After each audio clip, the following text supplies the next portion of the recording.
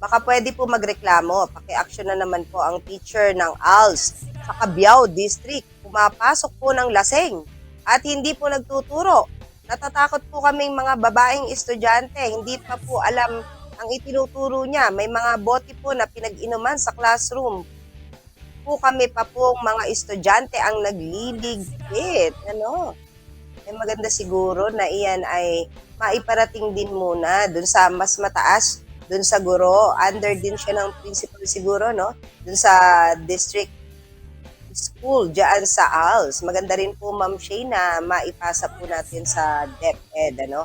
Para yan po ay maimbestigahan. Yun naman po mga pinapadala ninyo na mga reklamo na ganyan at mensahe ay ipinapasa po namin sa tama po na kinauukulan po niyan para maimbestigahan. Hindi naman din po kagad ay hinuhusgahan po Yes, yan. ibe-verify pa.